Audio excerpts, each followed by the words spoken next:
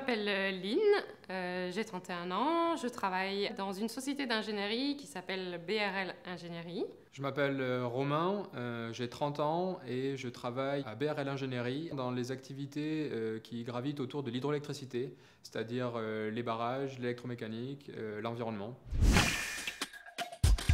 Je travaille donc dans le domaine des infrastructures hydrauliques, c'est-à-dire tout ce qui touche le domaine de l'eau en termes de structure. Assez rapidement, étudiant, j'ai compris que je pourrais m'épanouir dans des métiers qui mêleraient à la fois la production d'électricité renouvelable et les milieux naturels. Tout doucement, c'est devenu une passion et cette passion, j'y ai mis un nom dessus, c'est hydroélectricité. La thématique de l'eau, c'est une thématique actuelle, que ce soit en France ou dans le monde. J'ai cherché à être une professionnelle dans ce domaine pour me dire que je pouvais agir en France comme à l'international.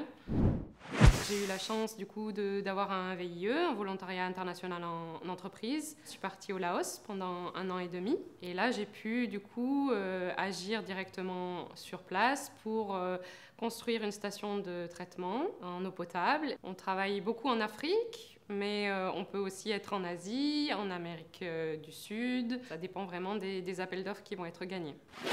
La force de BRL, c'est que vraiment les équipes sont très variées.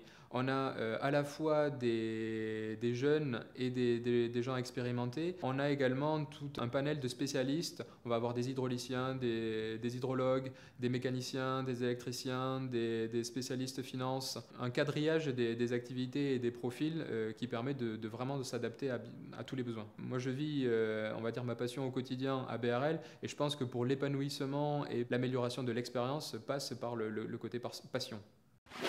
De voir que ce que je pouvais faire avait une utilité réelle, directement concerner la population et que c'était aussi un enjeu qui allait être de plus en plus déterminant pour les sociétés dans le futur, puisque l'eau c'est quelque chose qui vient malheureusement à manquer en raison du changement climatique. C'est vrai que face à ces problématiques, il faut qu'on soit innovant et qu'on essaye de trouver des nouvelles technologies qui nous permettent de contrer à ces besoins.